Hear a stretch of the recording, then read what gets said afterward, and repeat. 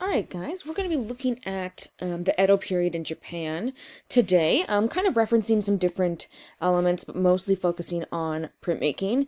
And we've kind of talked about it a little bit in reference to sort of Western artists, but it's a very powerful field of art making and something that's very important to art history as a whole. And so I'm going to be going over that a little bit specifically, and then sort of discussing some other, probably one or two other movements as well. First of all, I wanted to show you these funny pictures of Japanese prints of cats, because you know, they're awesome.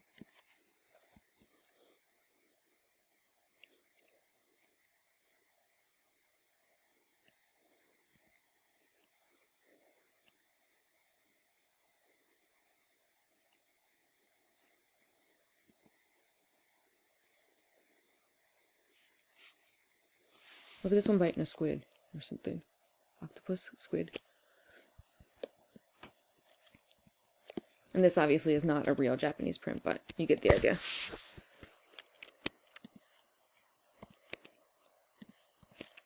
Okay, we are going to be looking at Edo, which is the capital of Japan in this time period, and what is considered modern-day Tokyo today. It is focused on about 1615 to about 1868. It's also known as the Tokugawa period, which I'll tell you about that in a minute. It is also believed sometimes you'll see the Edo period going from 1603 to 1868. So that's just sort of more of a loose interpretation of when it started. I put it at 1615 just because I feel like the most reputable sources were saying 1615. So, about 3 years after the Tokugawa Ieyasu gained control of Japan, he proclaims himself the shogun, and so this military government comes in and takes over, and it lasted for about 250 years, and it was called, obviously, the Edo period, and then the Tokugawa era being named after this shogun. This particular shogun stopped imports and also stopped people from sort of leaving and coming into Japan. And they had this great mistrust for Western influences, which is pretty understandable, probably. And you have them not wanting to engage with trade so that they're not influencing the way that they contemplate art. And you'll even see that when we talk about, when we talk about, when the West does actually come back in 1868, you'll see that kind of drastic change in ideas about Japan and sort of their overall artistic influences. They did keep trading with Korea, China, and the Dutch, but this was restricted. To some extent, you have them, Korea, China, and the Dutch kind of helping to influence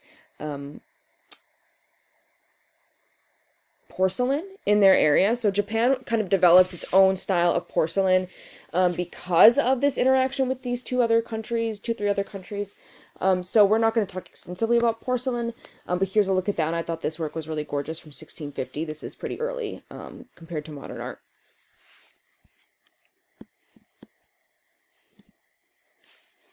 There was a lot of peace and prosperity, and then the focus on the loyalty of the state. So focusing on being very nationalistic and supporting your country as a whole. So this is a sort of look at kind of contemporary Japan to that time, and what Edo would have looked like.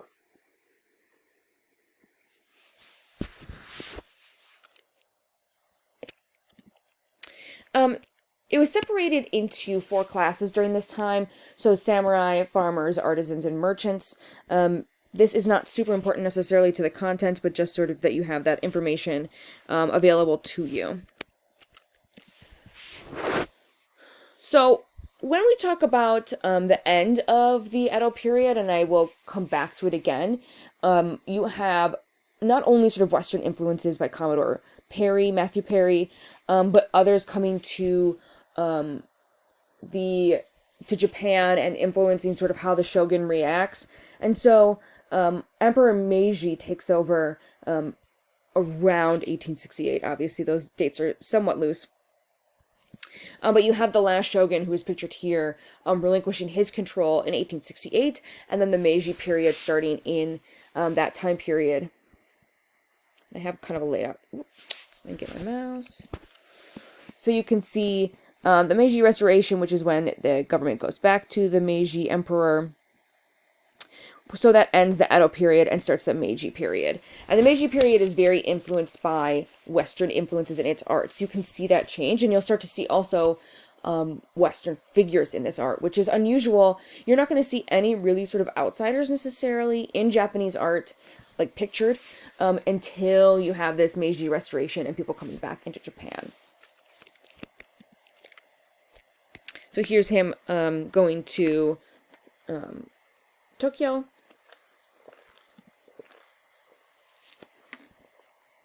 You'll also see in this one, you have some Japanese dressed in kind of more Western clothing, and then sort of more traditional clothing kind of span out to the right here.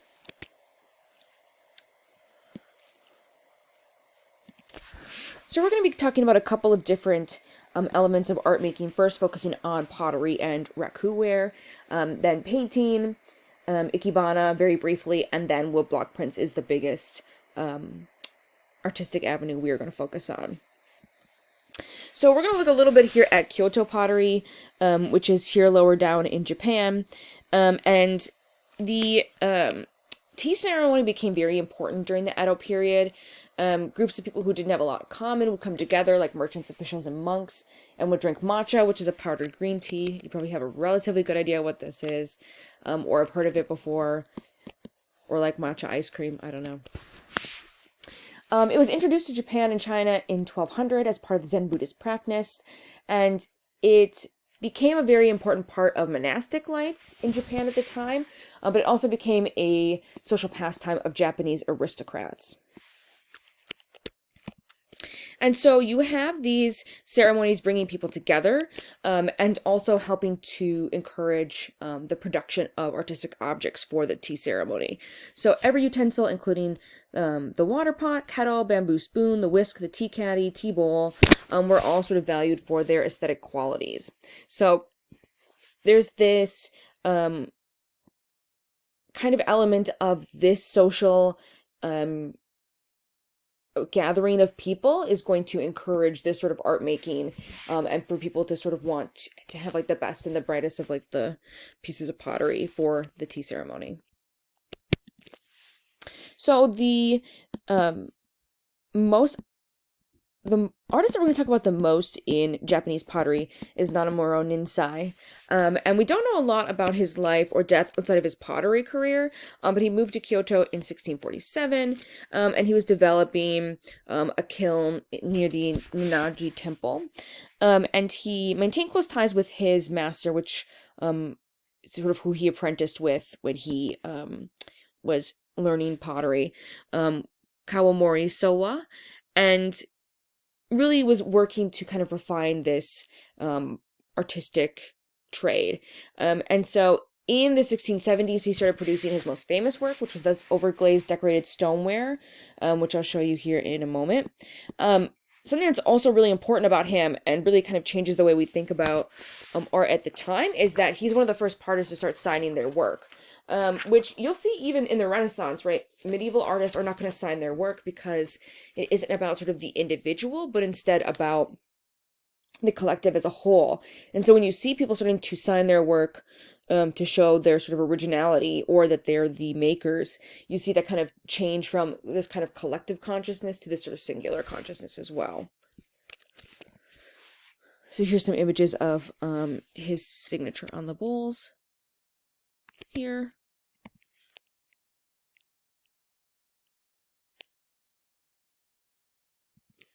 So this is his what he's sort of gained the most fame for, which is this overglaze technique, which is color decoration applied over the top of already glazed surfaces and fired a second time at a low temperature, making this kind of enameled-like surface. So Ninsai became very famous for producing this type of pottery and sort of encouraging it beyond the Edo period.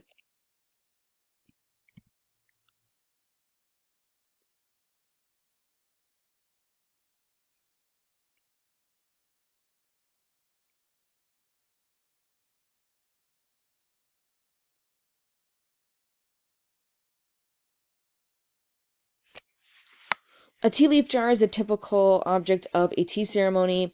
It was where the tea leaves were stored to dry out in the spring, away from the heat of the summer. So you'll see a lot of tea leaf jars decorated and seen as sort of important pieces of the tea ceremony as well. This is a great work with crows on it.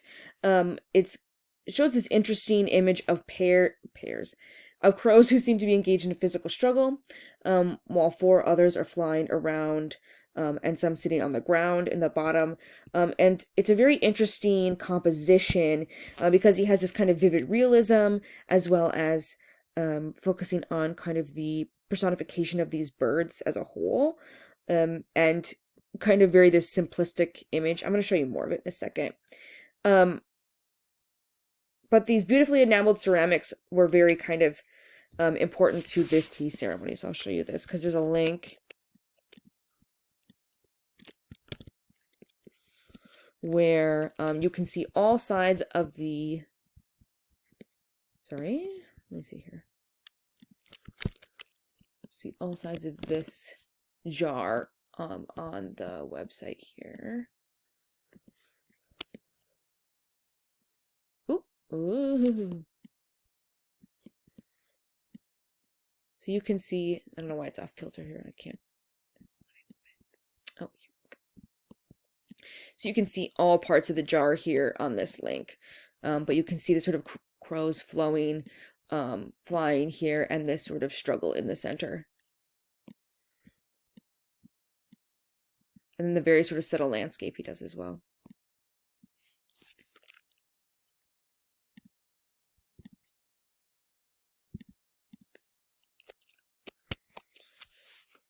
This is another tea leaf jar that's overglazed.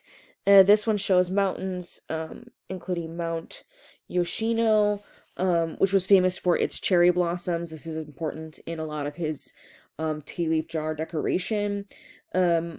This one you have sort of utilizing red and gold dots to create this kind of cherry blossom look. Other images painted in gold, red, and blue, and sprinkled with flowers in gold and silver outlines. Let me show you that other work. Here, maybe. So here's the other one here. So you can see the kind of silver outlining the exterior of the cherry blossoms.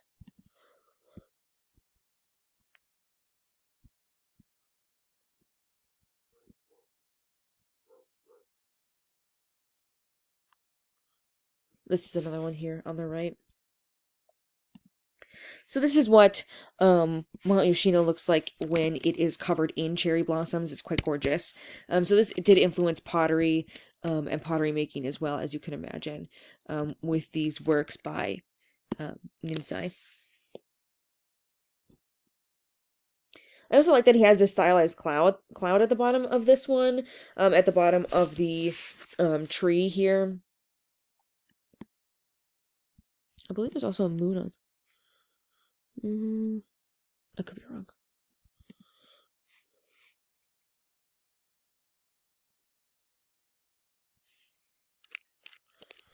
He's also kind of showing this mountainscape on this one and representing kind of the darkness of the sky with this glaze, and then the sort of floating clouds at the top by sort of removing the color.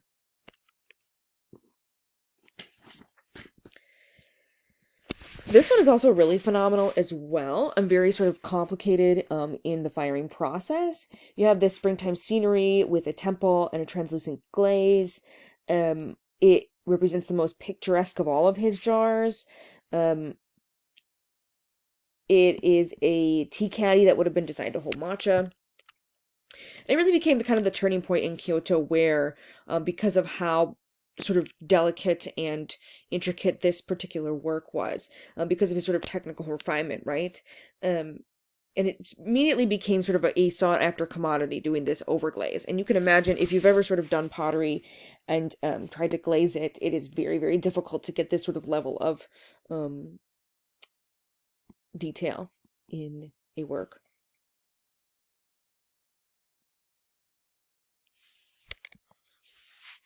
Here's another more simplified tea caddy. by Ninsei. I have a couple more pieces just to pop through here. These are some tea bowls.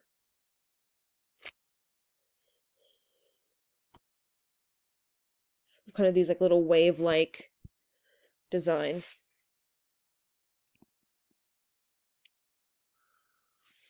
And they are kind of modern. I would say that they're a little more modern looking than some of his other work that you could see this kind of being sold at a store.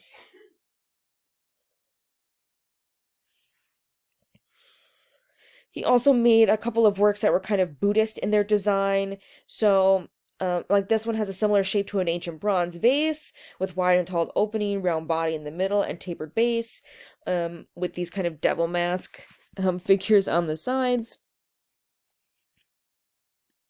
Let's see.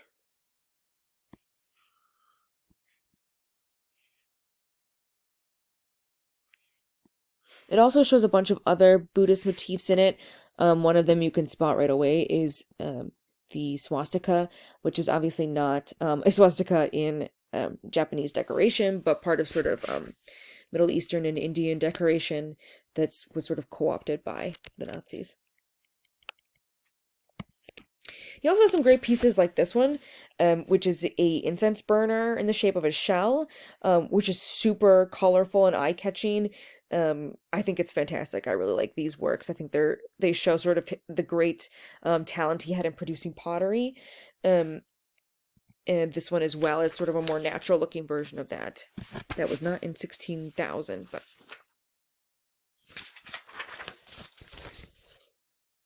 and then the version, here's one that's a Mandarin duck.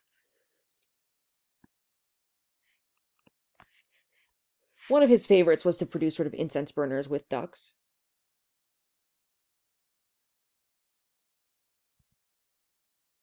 And here's another one, more of a crane. And then, of course, my favorite, the bunny incense box. I think he's so cute.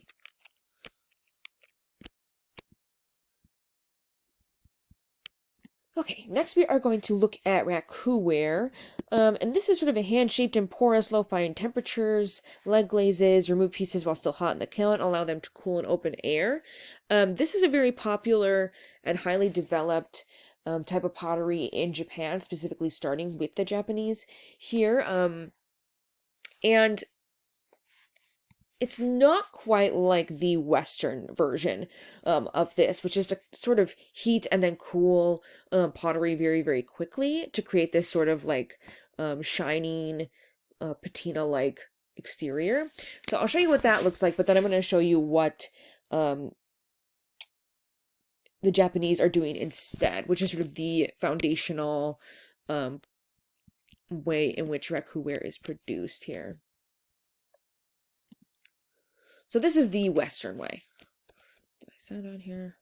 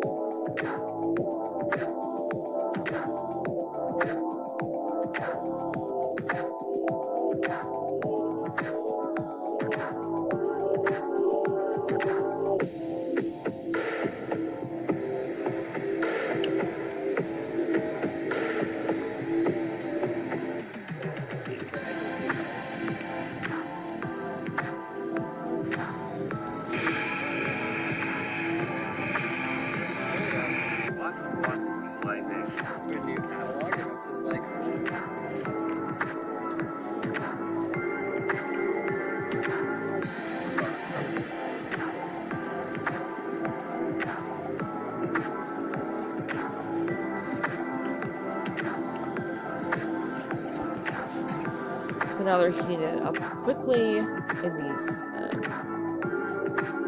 little fire pits they have.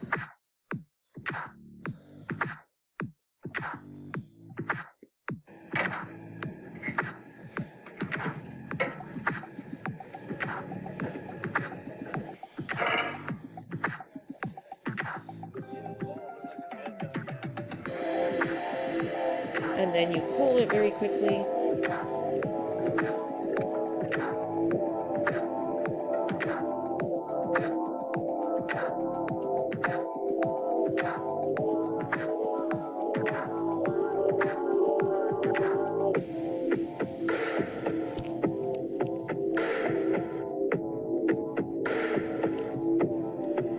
And it's kind of weird because I realized I did not have this face in the first place. It's confusing. Okay, and then let me show you. So today, we have that. Where is my PowerPoint here? Rakuware was developed in Japan by a family that is still producing it. So this is the current Raku heir. And we're going to hear from him in discussing sort of why Raku is so important. I might not show you the whole video here. It's about 10 minutes. But I do want you to watch it in your own time. Because it's really interesting to hear how he talks about Japan and the production of Rakuware. It's not about sort of perfection when they produce it. It's about these subtle distortions, irregularities, that make room for thinking about finding harmony and unity with nature. Everyone has their own perspectives on what is special about them. And it's kind of more of a simplified form than what you see in the Western art, trying to produce this very sort of shiny, metallic look. Even though they do sort of get that quality still a little bit. But it's more about stillness. It's not trying to accommodate the owner's needs or wants.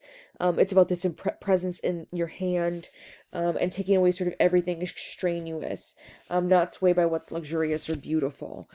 So here he is again, like I said, and here are some of his works that he has produced, which are held at the National Museum of Modern Art.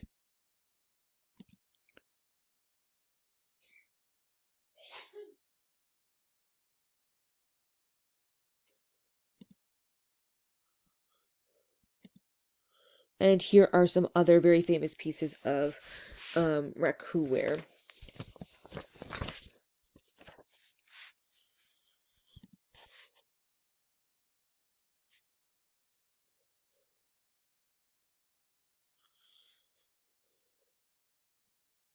This is probably one of the most famous raku cups, made by Honmai Koetsu. With its small foot, straight sides, slightly irregular shape, and cracked texture, this bowl exemplifies tea taste. The rough exterior sends directly to two elements of earth and fire that create pottery. Even looking at it suggests a feeling that one would get from holding it, warm with tea, cupped in one's hands.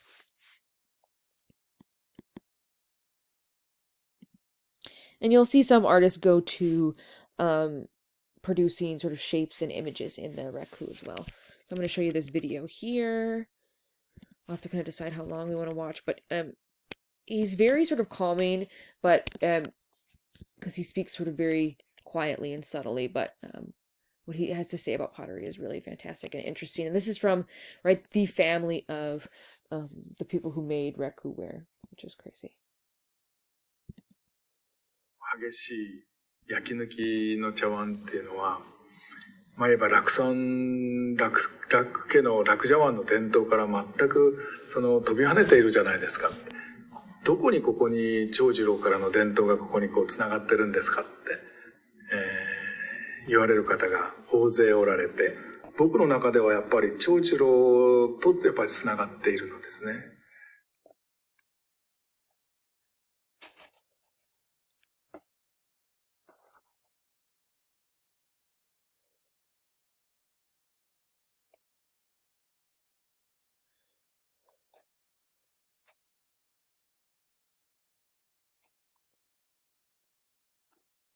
楽焼き、まあ日本の、まあ非常に日本的な焼き物の代表みたいなものなんですけども、そうですね、天正年間、まあ西暦で言うと1570年代でしょうかね。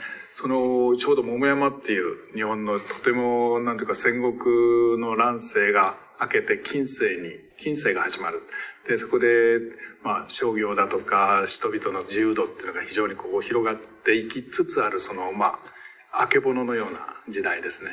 その時代に茶の湯が流行って、そこで、千里久という茶の大成者が出た。その大成者に見出された刀工が、長次郎という人物なんですね。それが楽焼きを始めた、まあ人物なのです。やっぱり自然観、日本人の考えている自然観とか、あるいは思想みたいなものっていうのが、やっぱり楽茶の中にはとても濃厚に宿ってるっていう感じがします。ですから、例えば、長次郎の茶碗でも非常に端正な姿をしていて、あまり極端ななんていうんですかね、変化だとか、そういったものが非常に強く抑制されてるんですけれども、それで言うともちろん自由な世界を表しているんですけれども、その抑制された世界、形をですね、例えば、言葉に表すときにとても困るんですね。シンプルって言っても間違ってるんですね。西洋におけるそのシンプルっていう概念とはまた違っている。シンメトリーでもないし、どういうふうに微妙な手びねりで作った微妙な形をどういうふうに表現したらいいのか、言葉で。もちろん、デフォルメされてるわけでもないし、歪んでいるわけでもないし、とても面白い形に作り上げてるわけでもない。なんでもない形なんですけれども、微妙に変化がある。で、その微妙な揺らぎみたいなものですね。その微妙な揺らぎみたいなものが、やっぱりその茶碗の、やっぱり一番重要な部分なんですね。楽茶碗ばかりではなくて、日本の焼き物っていうのはその究極な世界とは少し違っている。なんていうのか、微妙な揺らぎみたいなものですね。その揺らぎの中に自然と同化していく、自然と一体になっていく、思想が入っていく。自分たちが入っていく、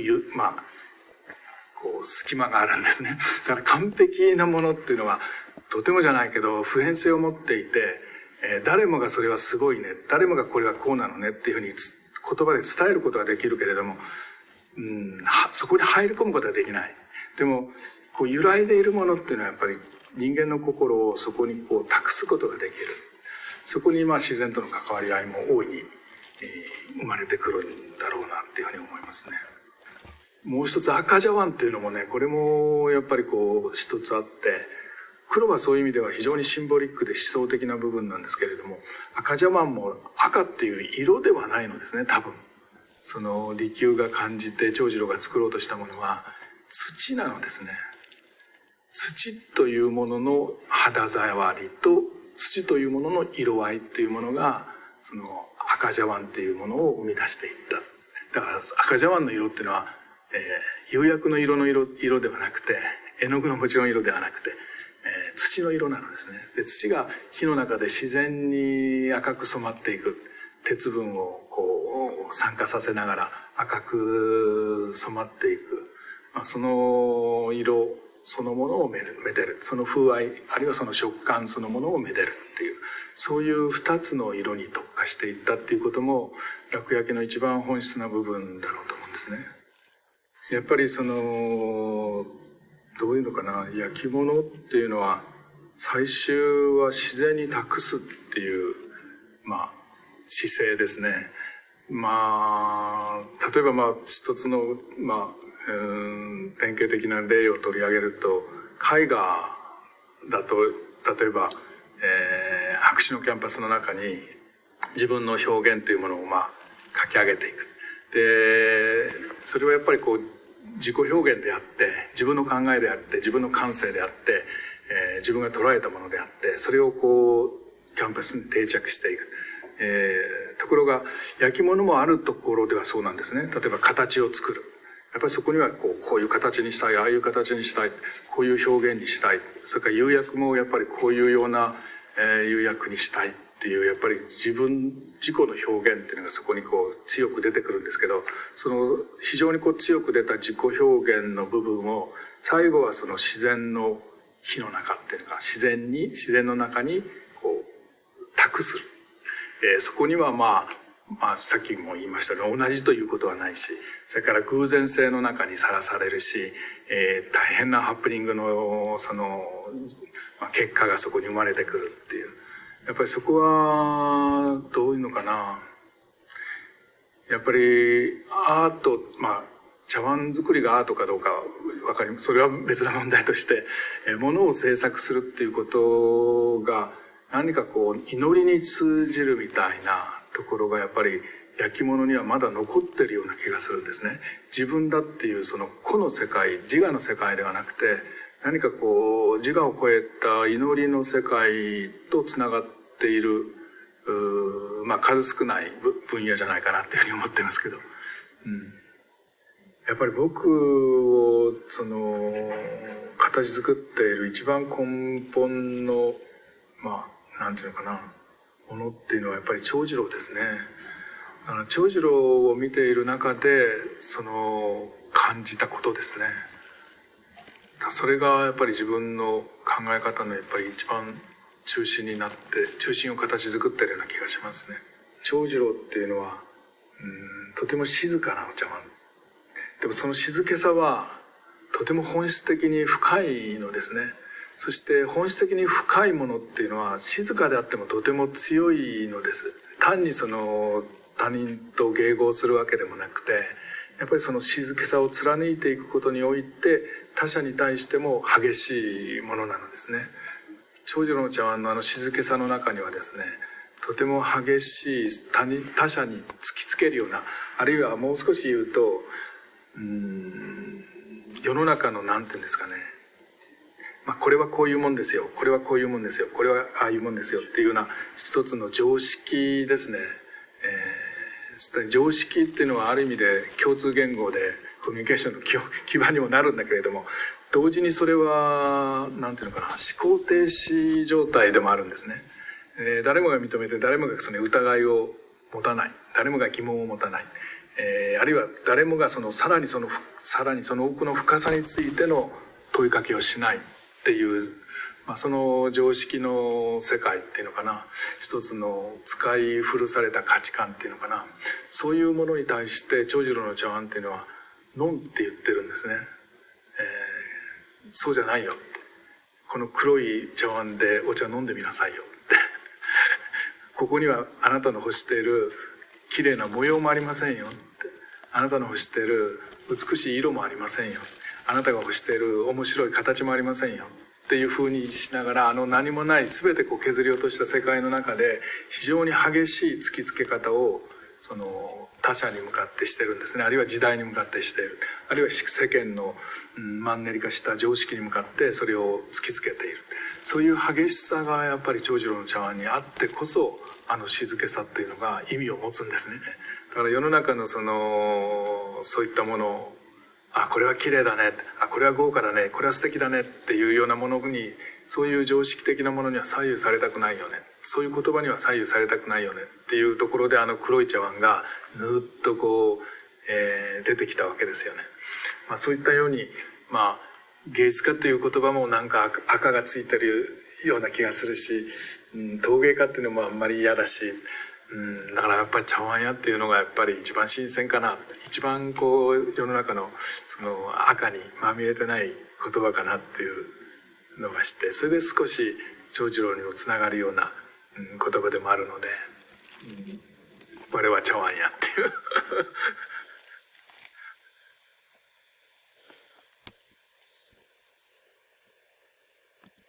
Okay, so I guess I lied a little bit because we watched all the way through, but it's so powerful to see the way that he reacts and talks about Rakuware as a whole, and sort of being kind of part of that family is gives him a powerful perspective in sort of telling us about it. Okay, before getting into Woodblock prints, we're going to take a very brief stop in painting, not for long, just because I really want to focus in on printmaking. But we're going to look at Origami Yoyokura, who's part of the Nanga school of painting, part of this sort of Confucian atmosphere.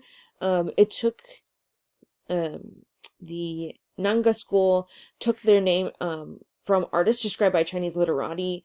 Nanga masters who were individualists, creating their own variations of literati painting from unique blending of Chinese models, Japanese aesthetics, and personal brushwork.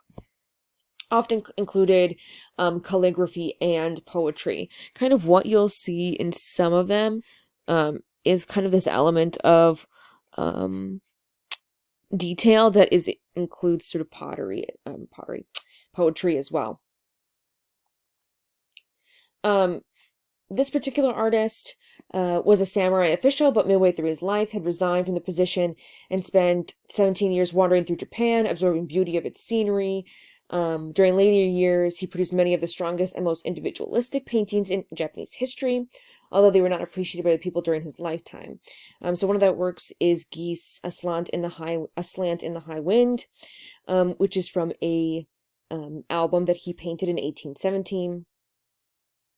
And the kind of creative nature of this work is kind of remarkable, and it feels very sort of modern in a lot of the ways that he's depicting sort of these birds moving through the air. The wind seems to have a force of a hurricane sweeping through tree branches and geese into swirls of action. The great force comes from the land itself. And this ecosystem is kind of being destroyed by another one, and you have these birds sort of in this swarm as well. That's the like little bird-like shapes that you see on the exterior.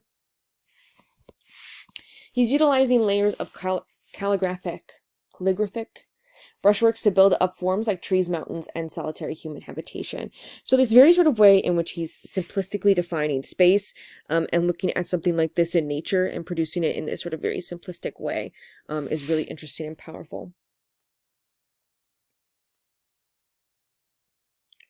We also have the Maruyama Shiju school painting. I'm going to show you a couple artists from this school. None of which you'll have to sort of remember specifically. You'll have to kind of think about general characteristics and ideas that I'm talking about for this. They very much focus on kind of a Western style of perspective pictures, incorporating shading and perspective with decorative style to create volume. It was very popular in Kyoto, and then gets more popular in Osaka and Edo.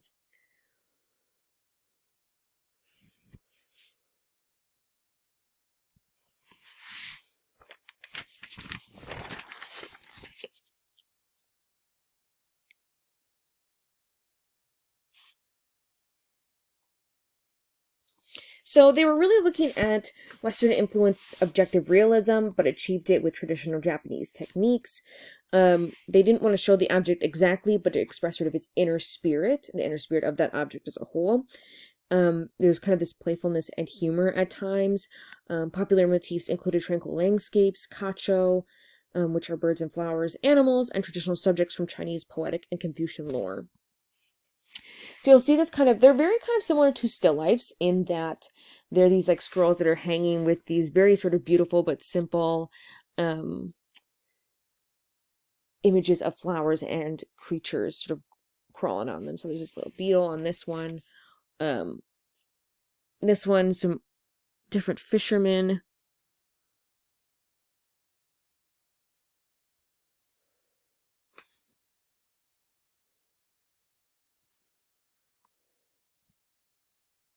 Here's another sort of very simplistic landscape look. With the kind of quail-like bird here in the reeds.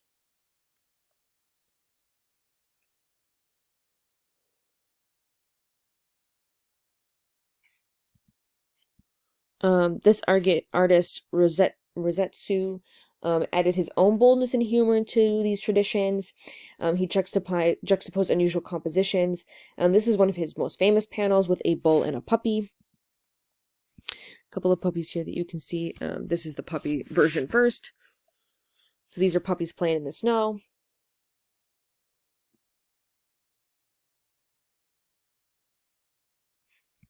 And this one, which is very sort of comedic, and then having this sort of very large ball, sort of taking up the entire composition, and this very tiny puppy at the bottom here kind of being emphasized by its whiteness against the bowl. He looks so happy and silly next to this powerful bowl. The image becomes delightful and monumental. It's kind of a work that you can like without having sort of a knowledge about art, right? They're kind of producing these images and paintings in a very sort of comedic and beautiful way as well. We're taking a brief stop in Ikebana just to talk about the powerful way in which flower arrangement becomes an important art form at the time.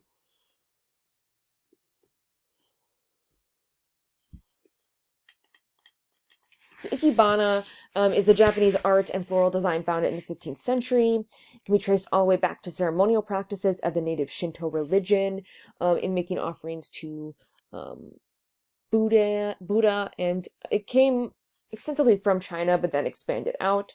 It included flower arranging blossoms, branches, leaves, and stems, and bring out the inner qualities of flowers and other live materials and express emotion. It's kind of a sculpture in a lot of ways. Considerations of line, color, form, function, guide the construction of the work, varied and unexpected, can vary quite greatly. So these are some different styles. We don't have to talk about them here. I'm just kind of providing you with some of that information. There is a book published on ikebana called Sendensho, published in the 15th century.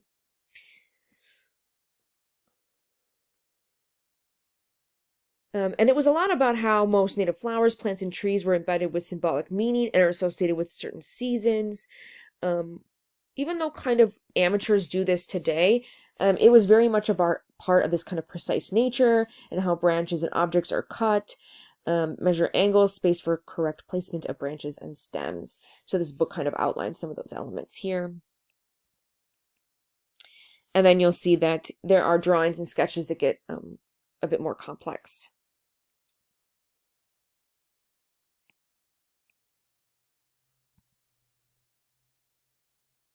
I like this one a lot. It's very simple and beautiful. So I have a couple of diagrams and images to show you kind of some of the breakdown of these things. Again, not things you have to know or memorize, but just to have them if you're interested.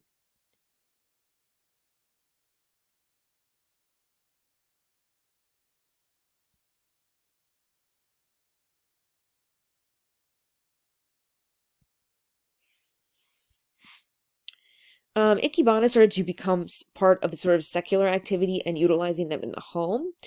New homes almost always built with a specific recess called a tokonoma, which contains a scroll, a precious art object, and a flower arrangement. The muted colors and flat planes of traditional Japanese homes stood out as a singular place for color and decoration, like a ikebana arrangement. Rotated these objects regularly with changing seasons and during festive occasions. So you can see that this is that kind of space in a contemporary Japanese home.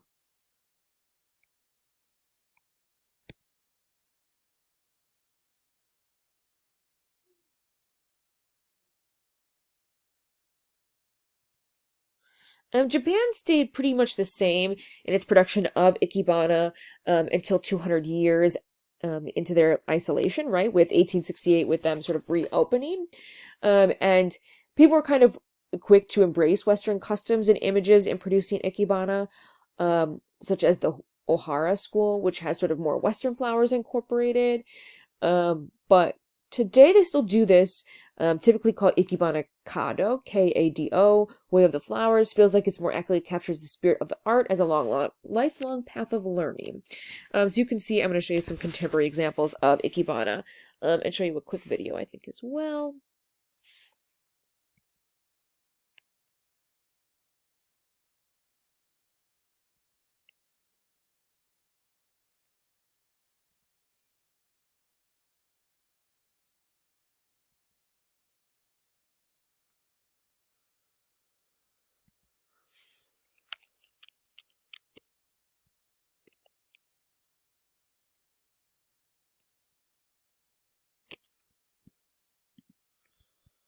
Then let me show you a quick video here. Let me think.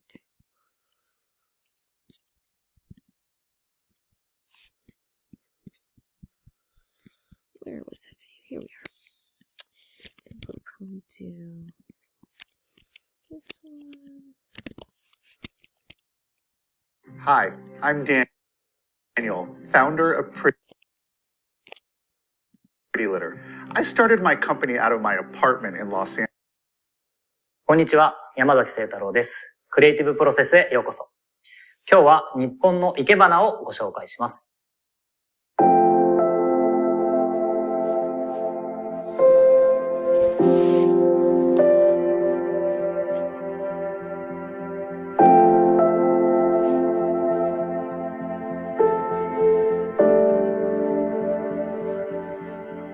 自然が好きで、山が好きで、自分自身の制作の背景に確実にあるのは自然観だと思っています。ただ、これは何も私個人のパーソナリティに依存するものではありません。日本には四季があり、一年を通じて様々な情景を見ることができます。この自然観は、この国の文化に非常に深い部分に鎮座し、多くの影響を与えてきました。その中でも、生け花を紹介しましょう。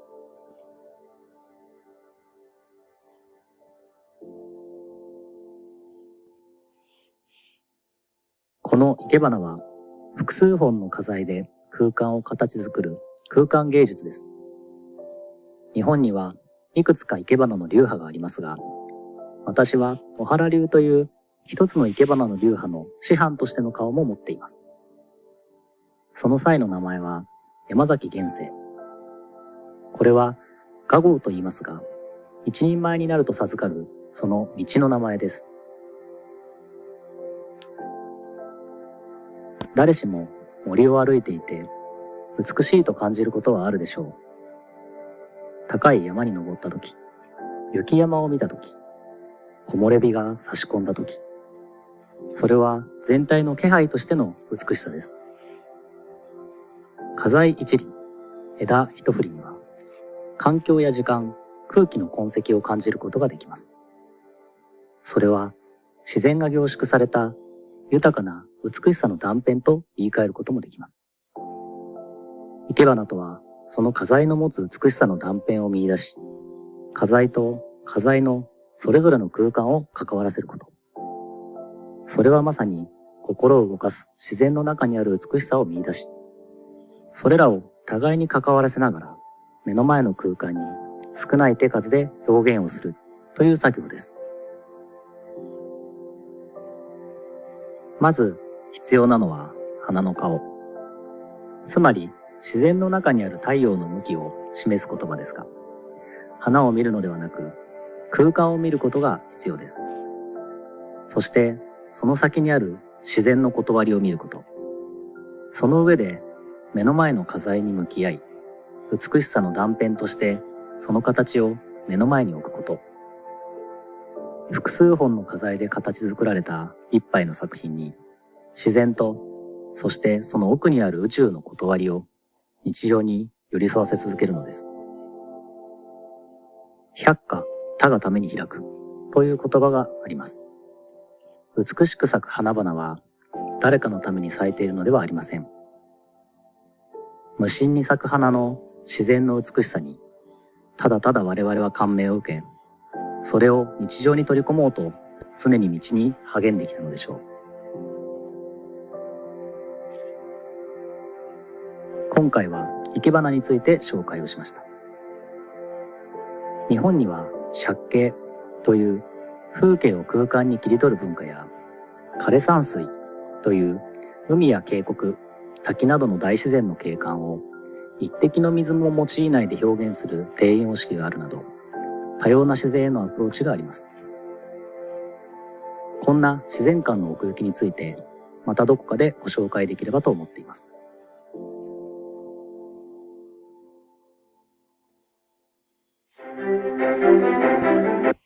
We might have to... Whoops, sorry, I just hit something on my... Come on. What is going on here?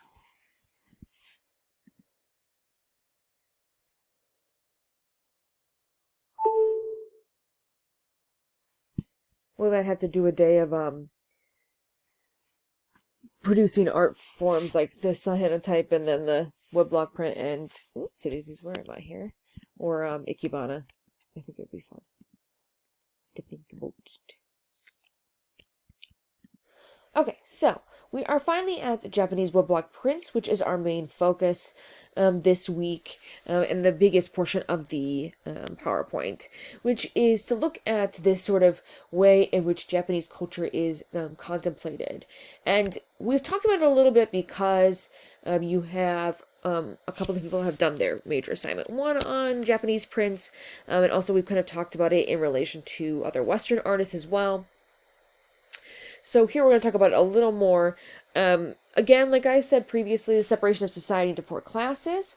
There is this desire to try to control society and create these walled off areas for brothels, tea houses, and theaters, to sort of kind of seclude the sort of undesirables, right? And so Japanese printmaking becomes very popular from the 17th to 19th centuries. And you have the ukiyo-e, which is the floating world. And pictures of the floating world. So without the E is floating world, and then pictures of the floating world with the E dash at the end. It often depicted female beauties, kabuki actors, sumo wrestlers, series from history and folk tales. Many people in the Yoshiwara district, which was the red light district, which was kind of on the exterior of cities, of the city of Edo, in these areas where you'd go to sort of engage in pleasurable activities. It came to be used to be this term came to be used in talking about the hedonistic lifestyle of theater, geishas, and the pleasure district. You have the production of shunga, which we're going to stop in briefly, and then bijinga, which is beautiful person picture, specifically women mostly. So artists are really making works focused on these entertainment districts and actually creating art for the general public. We are gonna see how much it influences Western artists after the 1800s. Obviously, we've seen this a bit with Van Gogh. I'll show you a couple other works as well. It's really kind of a focus on genre paintings. And remember, genre paintings are paintings of sort of everyday life, which is what the Dutch was interested, where the Dutch was what the Dutch was interested in during the Renaissance, sort of depicting famous individuals in pleasure houses, and utilizing woodblock printing because it was a system that could be used rather quickly. And then they could disseminate them to the general public. The two biggest figures we'll see are Utagawa Hiroshige and Katsushika Hakusai, who brought this technique and style all the way to woodblock prints. We'll also see Suzuki Harurobu is the first artist we'll talk about. He is quite famous as well. Something I kind of wanted to show you before I dive into Edo period prints is that when you start to finally sort of see the time coming up on the period in which foreigners are let back in the country, you'll start to see kind of Westerners appear in this art as well. So you see this is them watching a kabuki play, which is a part of theater and drama in Japan where you wear masks and it's very sort of over exaggerated and only played by men at this time. So think Shakespeare, men dressing up as women in these parts.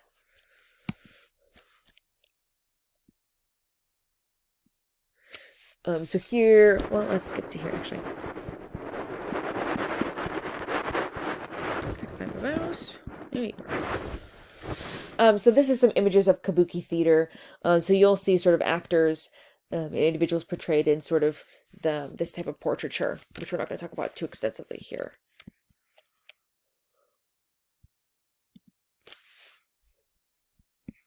So here is the an image of what the Yoshiwara district would have looked like at the time.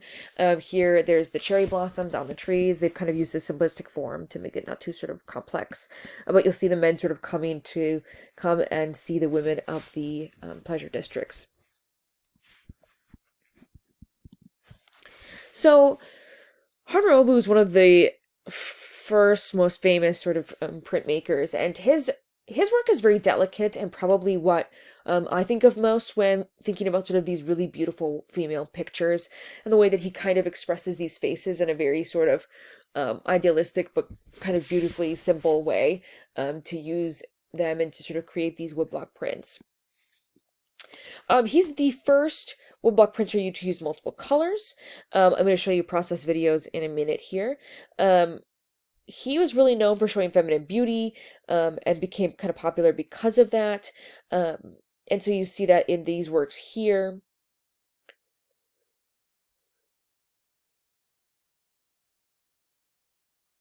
He's very feminine in the way that he's depicting form and clothing. It's very kind of powerful and beautiful.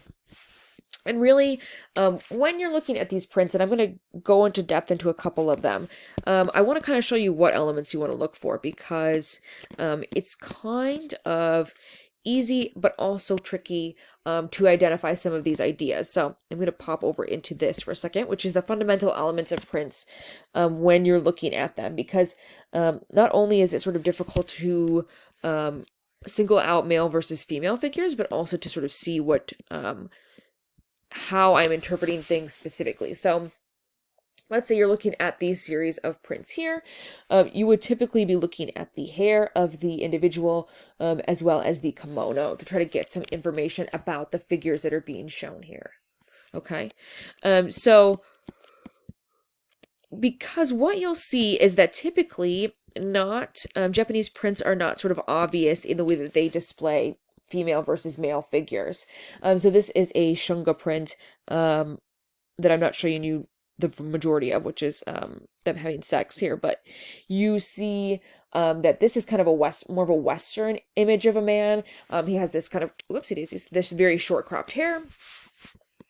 And so it's kind of easy to tell that he's the man and she's the geisha slash courtesan with her hair up in this fanciful do.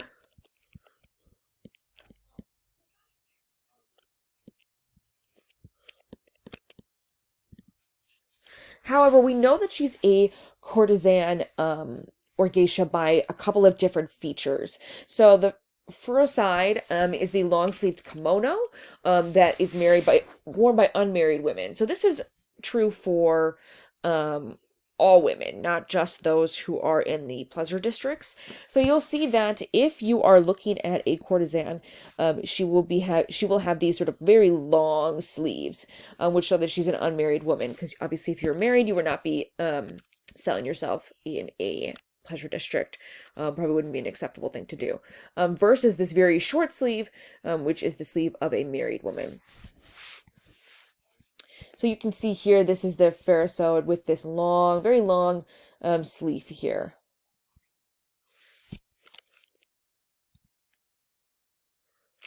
These are just some random kimonos that I stumbled across. They're gorgeous. When I was looking into this in the brocade, which is unreal here. So you can kind of imagine some of these. This is, most of these are wedding kimonos, I believe. They're the outer robes of clothing here, but you get the idea.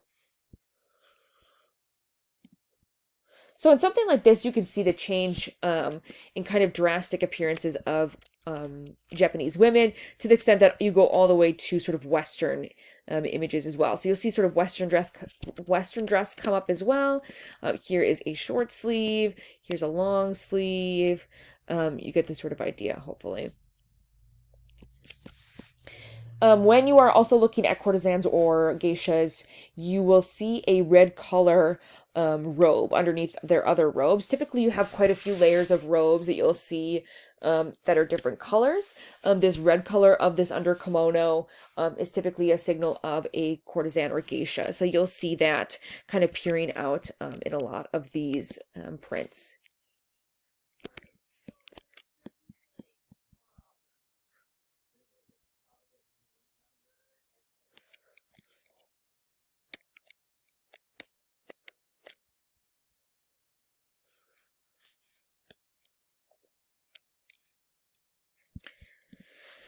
Now, there has been some trickiness in identifying males versus females in the pleasure district, and something that has come up rather recently is that people have been identifying a lot of male figures as females, and they were sort of unaware of these structures of Japanese society, and that they were sort of different figures.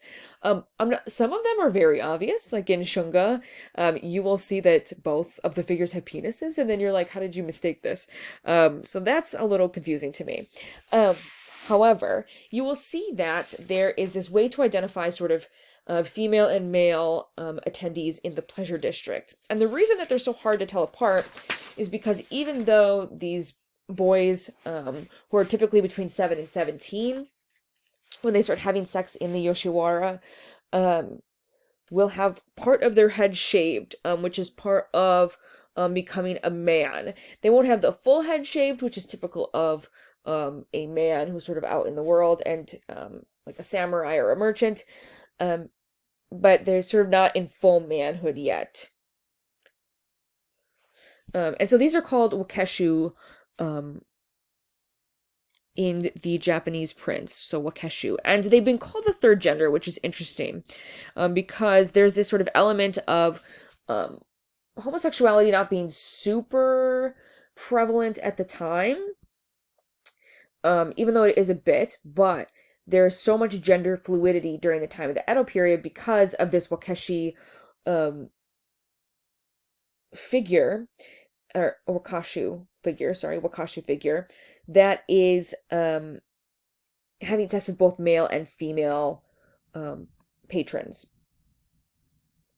So likely having sex with both of them, and it's interesting because there's a lot of kind of blurred areas between wakashu, samurai, and kabuki actors, and you'll still see that like women weren't necessarily allowed to have sex with women, adult males not with adult males. You couldn't have two wakashu have sex together, but there was a lot of interplay and sort of breaking of these rules as well.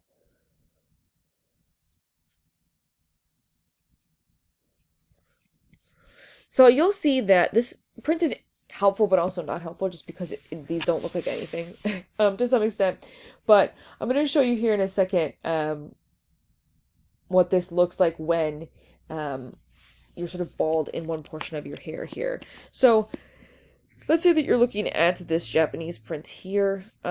This is a full adult male on the right with the balded head. He shaved his head as part of that puberty ceremony, versus the wakashu on the left, who has just this little portion here shaven off.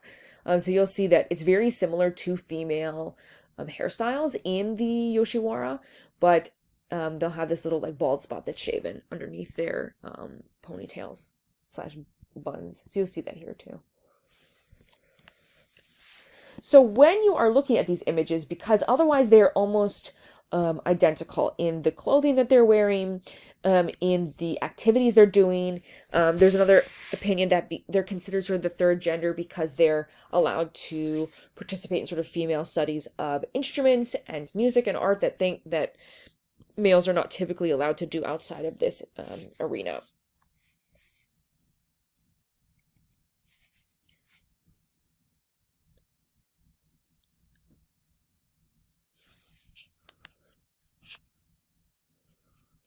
And this lists a couple of different elements that you can see kind of crossing over in what is allowed in pleasure districts versus sort of general society. And you can see the wakashu here with his naked head. But I mean, look how similar these figures even are. This is probably by Honorabu. You can see the sort of faces are the same, the way that they have their head tilted, but you can see that kind of very small bald spot here.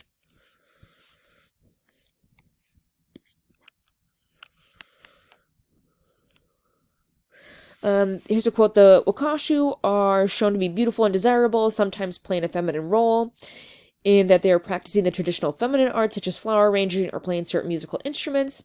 The prints, which range from simple scenes of everyday life to more explicit erotica, reveal a society where gender identity is not necessarily fixed, and where sexual experimentation is socially acceptable within certain defined boundaries." However, I liked this kind of ArtNet article, which thought about some of these ideas. And again, here's the even better one. So, wakashu here, bald spot, woman, man. Is that I came away from the show, which was the show that I showed you on the third gender, the first one on the wakashu. Doesn't get the cultural complexities involved, since it implies that the enumeration of two separate genders should simply have another one added to it, instead of calling into question the idea of countable genders and gaps between them. So she thought that the exhibition was really interesting. It's exploring this kind of other gender identity in Japan at the time, but instead of calling into question kind of gender constructs as a whole, they just kind of say like, oh, well, they believed in a third gender and they move on, even though this quote-unquote third gender is not all that different from female or male requirements. It's just sort of this more fluid interpretation of that, which I think most people agree is kind of how you understand gender as a whole.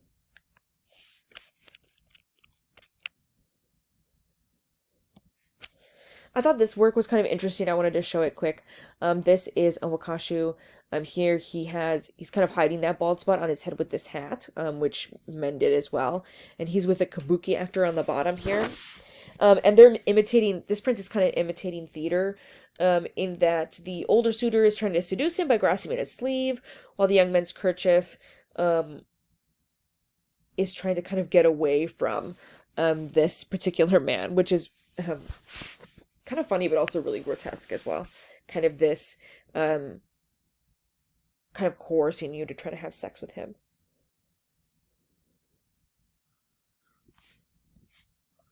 A lot of different things have been written about male or homosexual love during the Edo period in the Yoshiwara, including The Great Mirror of Mere Love, which was written contemporaneously to the Edo period in 1687, and told some stories about what was kind of going on in the Yoshiwara. It's also really interesting because, excuse me, even today, Japan has not legalized gay marriage.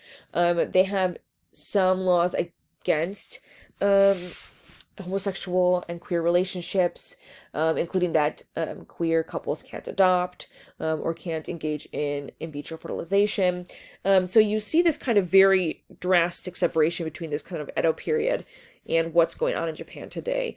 But there's like comic books and lots of different stories written about these groups of individuals, which I really liked, actually.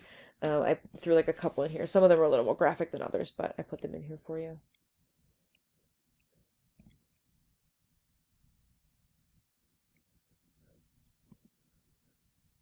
And some films as well.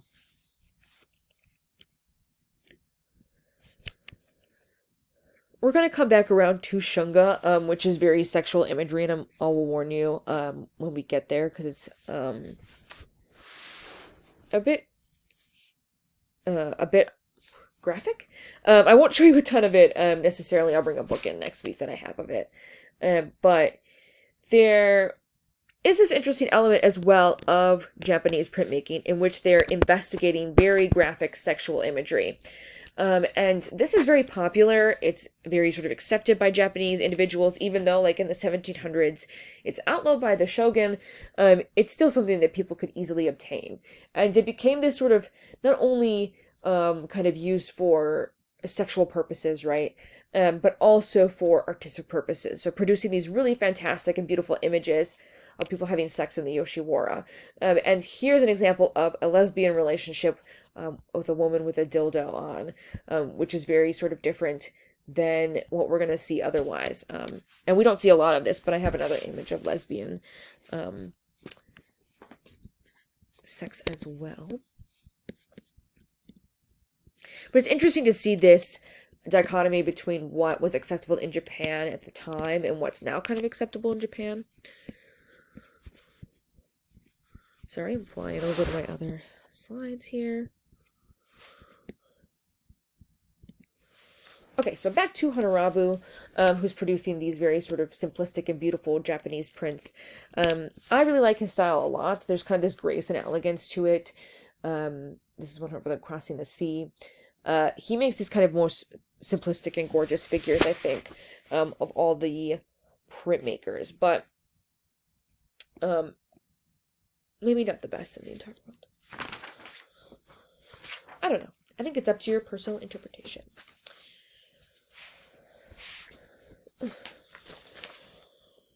Just trying to find my place, sorry. The next artist we're going to talk about is Kitagawa Utamaro, and he's really considered one of the most highly regarded designers of ukiyo-e woodblock prints. He rose to prominence around the 1790s, but there's little known about his personal life as well. He was very famous for his large-headed female portraits, so he was considered one of those people who really made the most beautiful women and portraits of women at the time. And you can imagine sort of trying to print something like this, right, with these slats of hair that he is creating with his work is phenomenal.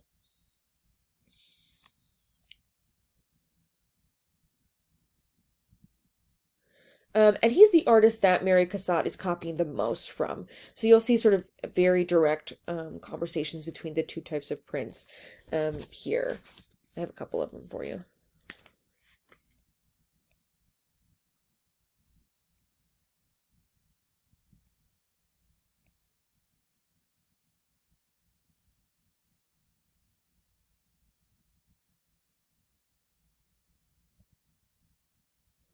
So here's some images of women in the Yoshiwara district. Again, his faces are very sort of stylistic to him. I still don't know what's going on in this picture or the title of it, but or why this dude's wearing a basket on his head, if anyone wants to research it, but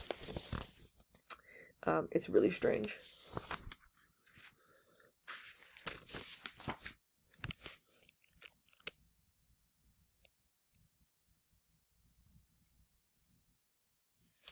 I really like his simplicity of form in kind of producing these images where you have the courtesan or geisha hair line shown and then kind of showing her putting her makeup on her back neck is kind of a gorgeous work. I did stumble across this breastfeeding scene, which was very random and interesting, and I thought this little blip about it was hilarious. You can take a read at it, but basically about how the child is a metaphor for sort of displaced eroticism.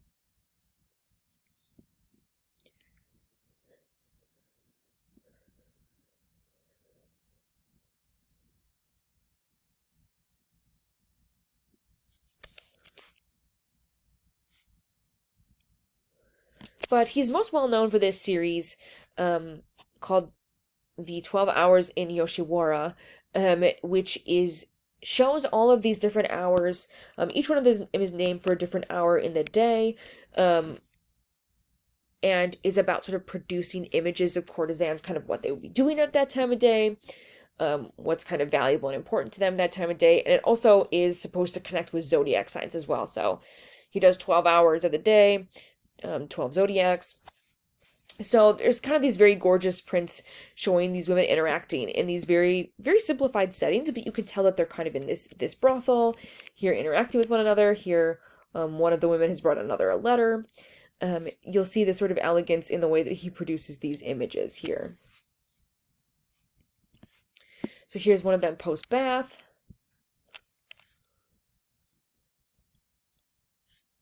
Going to bed. Yes, they did sleep on these structures. Maybe I'll show you a better image in a second here. That would make sure that their hair wasn't destroyed in the night. Here is them sort of entertaining, most likely.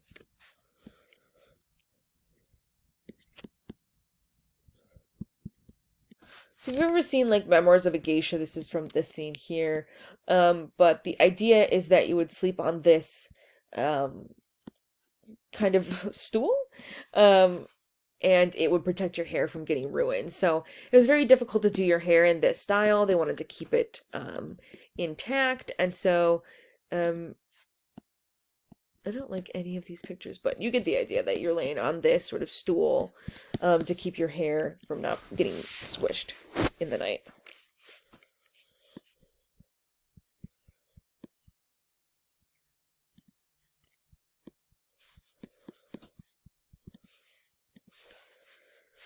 Here's some more images. This is probably sort of post sex with the courtesan. She's got the kimono of a man here that she's holding, that she's bringing to him.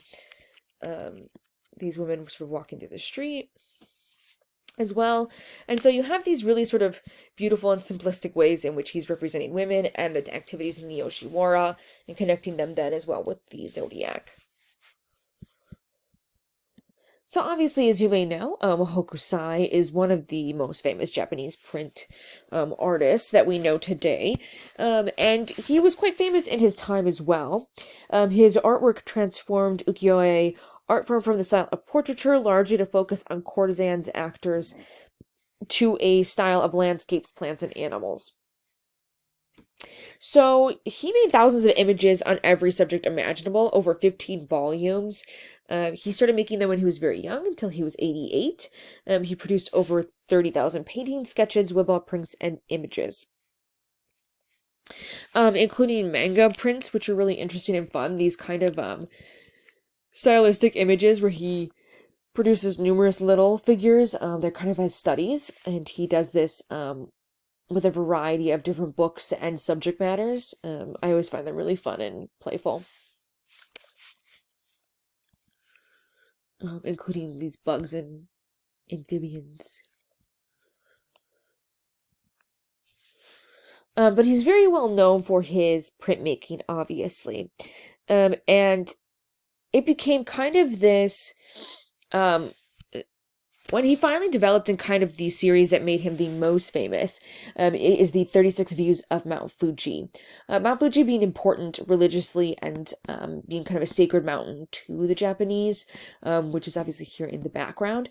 And Hokusai's series is so powerful because in all the scenes, the Mount Fuji is obviously the main subject matter, but it's not necessarily at the forefront of the image. It's not necessarily the focal point, even though this series is about sort of that element.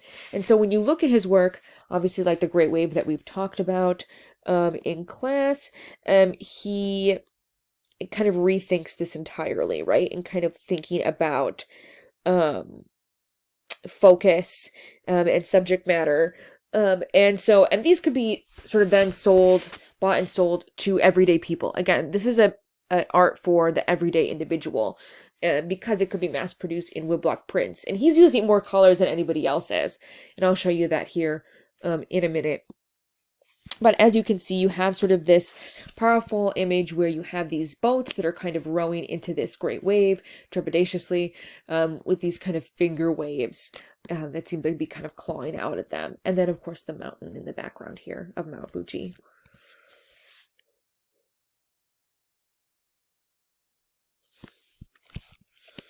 And we're going to see that a lot of artists are also going to depict Mount Fuji as well, and have sort of their own series of Mount Fuji, but no one is ever going to be sort of as popular as Hokusai and his version of this work.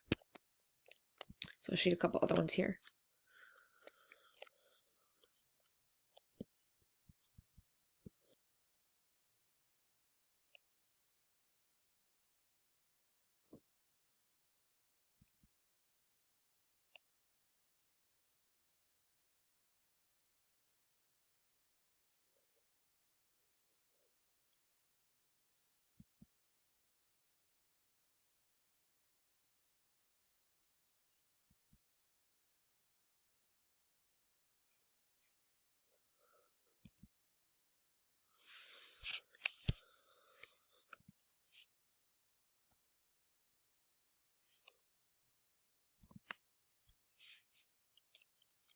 So I'm going to show you here his way of producing woodblock prints in this video.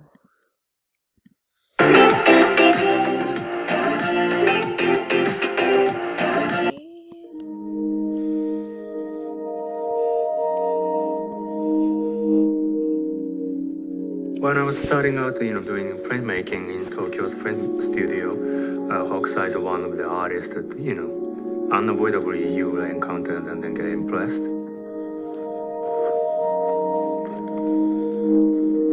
The Great Wave is one of the most well-known series Hokusai did. The composition is very striking. You first pay attention to the wave on the foreground, but if you see closely, you soon notice that a bunch of people on the boat. And then your attention is drawn into the tiny, tiny Mount Fuji. Ukiyo-e, it's a style and then a process developed in the Edo period of time in Japan. It's a very casual, form of expression back then. They meant to be printed in a large number and then distributed to reach to the mass. And it's not just only that the single prints, but it could be like a book format as well. Even when I was very small, I was so fascinated about those images, and I couldn't really explain why.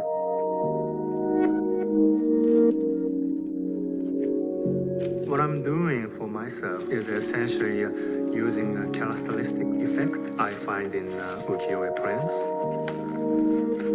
You just start by using a paste, and smear all over the blocks. And then, image side facing down. And then once glue is sort of dry, and you remove the most of the fiber until you see the line clearly. I guess it's kind of like a therapeutic process because you're alone. And then you just hear the sound of carving.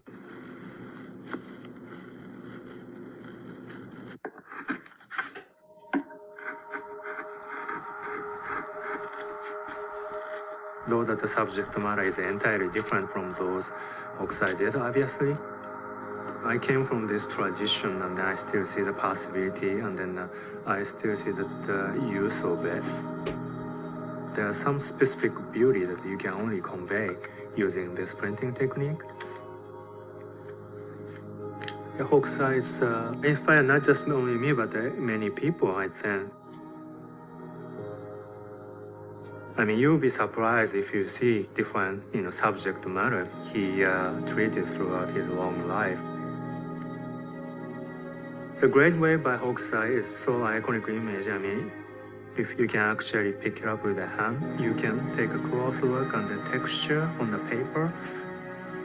I mean, you have an indentation on the surface, Those are the kind of things you can only tell if you take a really close look. It's just that the universal appeal to it, I think that's also could be said about the ukiyo-e image in general. Printmaking is all about repetition in a way. You have to be a certain kind of person to be able to do that type of job. It's very restrained, and it's very, in a way, stylized. And then you have to follow the right path. But sometimes restriction creates more freedom. It's kind of contradiction, right? Because it's very expressionistic, but at the same time, when carving is actually done, it's very restricted movement. You couldn't make wrong move,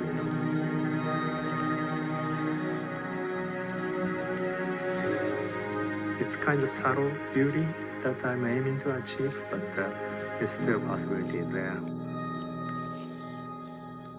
I think it's just the beauty of simplicity, of the ukiyo-e.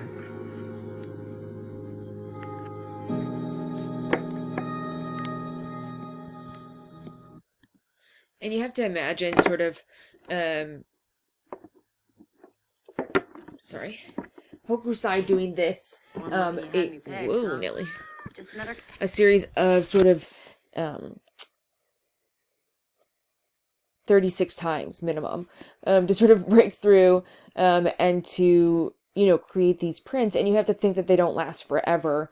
They do wear down. And so this element of him kind of having to play over and over with these images is a lot of sort of intensity. I wanted to show this work as well, just because it's fun and very dark.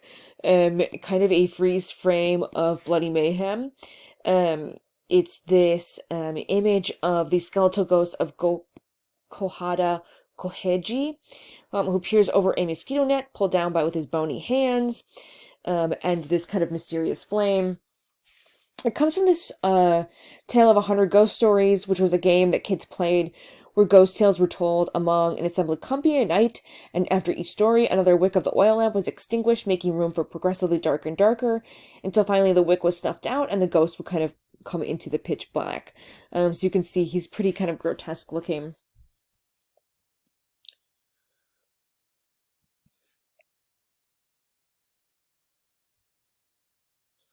It became this work became highly appreciated in the West because of its macabre sort of sensibility, which is not something you see a lot of in Japanese printmaking. Let's see, sorry. This particular ghost, is haunting his sleeping wife, who, with her lover, had him drowned in the Osaka swamp. It's kind of circulated in the 18th century before being written up as a novel in 1803. He has reddish muscles and green-tinged tendons, with his sort of rictus grin. It's very kind of grotesque and shows this sort of image of a man haunting his wife, but it's also kind of something that you don't see in Japanese printmaking, and is maybe not the first thing that you think of when you look at images. Hence why Hokusai is sort of so well-known and powerful as well. The last artist that we're going to look at very briefly is Hiroshige. He was very influenced by Hokusai and felt very sort of connected to him, and he made kind of his own versions of the series. So he made 100 famous views of Edo and 53 stations of Tokudai, which was popular to make these kind of series. Excuse me. That could be sold and used as sort of profit. And Hiroshige is very much kind of reflecting on the simplicity and imagery of Hokusai's work and kind of reinterpreting that. Again, Van Gogh copies his work, very interconnected to what he's producing.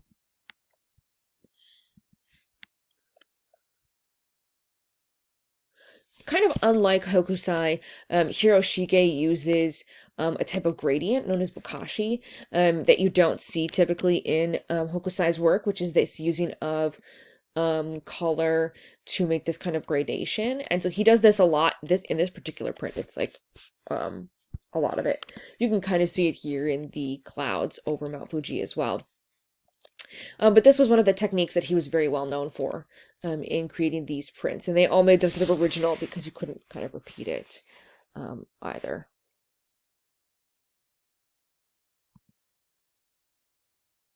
I really like his cityscapes. I think they're kind of gorgeous.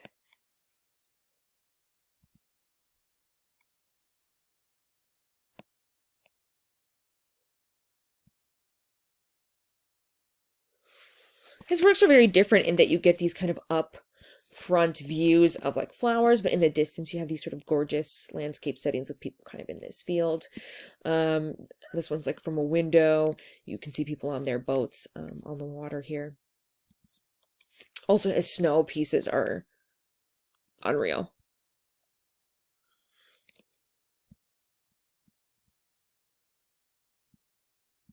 Oops, sorry.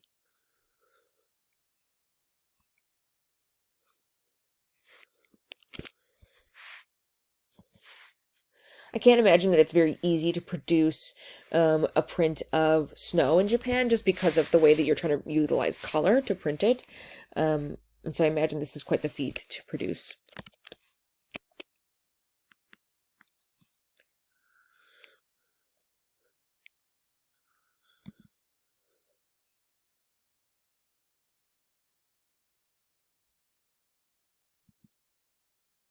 I like this dark scene as well.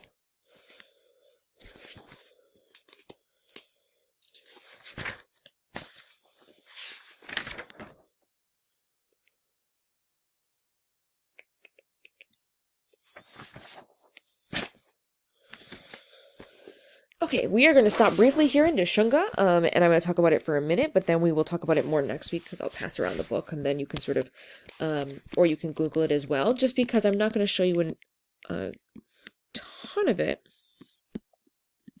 But Shunga was this very sort of pornographic prints of men, women, and again, women and women, men and men having sex in the Yoshiwara district. And it's very sort of anatomically correct or sort of detailed. I would say that's not probably correct in that their genitals were quite a bit larger than reality. And that, again, even though it was banned in 1722, it was not hard to get your hands on shunga at the time. Following the Meiji Restoration in 1856, the display and publication of shunga was strictly forbidden, and real bodies were kind of controlled and regulated. Even in the 1960s, with books coming out of Japan, you have their genitals still being hidden by Japanese scholars. And so it was very hard to kind of study this area of art and art producing. People didn't think that it was sort of high art, that it was sort of this pornography, that but again, you're having woodblock prints that are being made, which is a complex process to produce these images, right? There's a reason that they're doing this. They were almost completely banned in Japan at one time, but they started moving into the West after 1868, like Picasso and Toulouse-Lautrec seeing works by them. And even like the most famous printmakers at the time would make shunga. So Hokusai, Hiroshige, Honorabu, they're all producing shunga as well, kind of as a side element of their work. So, for example, this is The Death of the Fisherman's Wife, which one of your fellow students did their poster on. But you have this sort of sex scene of sex between a woman and this like squid octopus creature, which is really interesting. With this being by Hokusai. This is another one by Hokusai, where you have a woman masturbating while watching two other women have sex. Again, this is one of a lesbian, quote unquote, lesbian love. But I will show you more of this on next Thursday, very briefly. But so as we kind of move into the Meiji period, I'm going to stop here for like a second. You will start to see, again, like I said previously, these kind of Westerners appear in art. So you'll see that you're not only kind of touching on traditional Japanese figures, but also Western figures. And you'll see in the Meiji Restoration that there's very much this influence from Western cultures to adopt how they're behaving, which is exactly what the Tokugawa didn't want the shogun. But it does in fact happen. So these kind of restrictions on pornography, on Yoshiwara, that kind of fall apart is because of this kind of Western influence as well. So you'll see that even in the Japanese prints, which is kind of crazy. This is 1870, in which it looks like you have kind of a fully Westernized scene with Japanese writing at the top there. You also have some really great images. This is one of Naval Battle. I thought it was just kind of gorgeous here, that you can see in like kind of the snow and the water and clouds.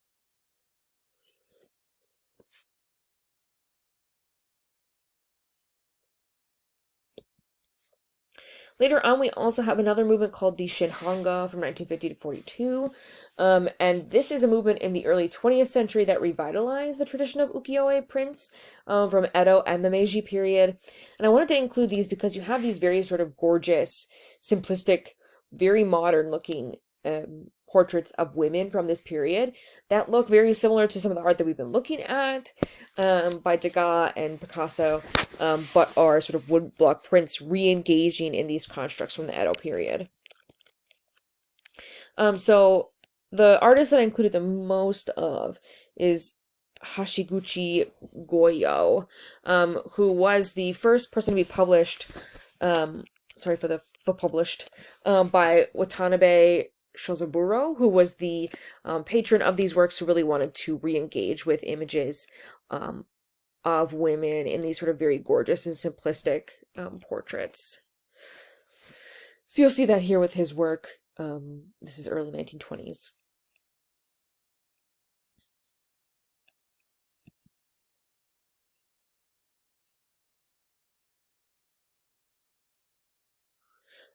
Ito Shinsui is the other artist that I have a lot of. He also, again, producing these Edo period pieces, or influenced by Edo period pieces.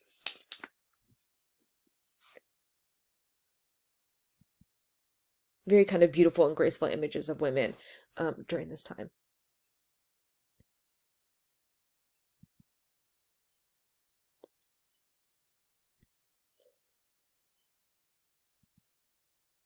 You do see a little more direct nudity in the kind of general prints.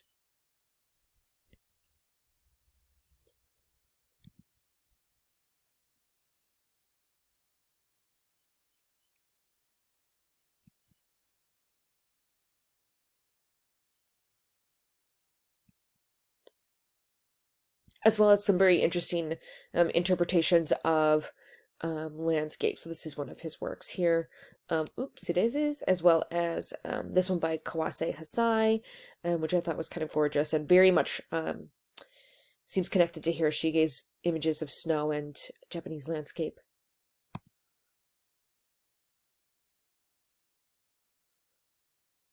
Some other random artists here that I threw in just because I thought they had very interesting images of women in landscapes here. This was from the 1950s, and oddly feels very much like a 1950s housewife, but the Japanese version somehow. And then some gorgeous, back to Kawase Hasai, some gorgeous landscape images called Souvenirs of Travel.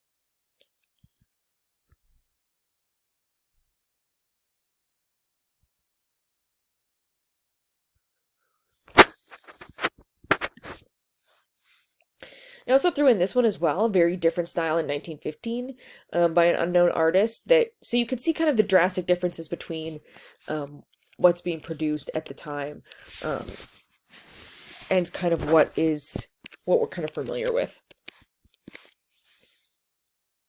It's just gorgeous. I included a brief exhibition here at the end of this PowerPoint that is, focused on this exhibition that I am blanking on the name of all of a sudden, called Edo Pop. Here it is. Yeah. The graphic impact of Japanese prints, which was shown in 2013. And I kind of like, they're engaging with some different artists who are kind of playing with woodblock printing and the style.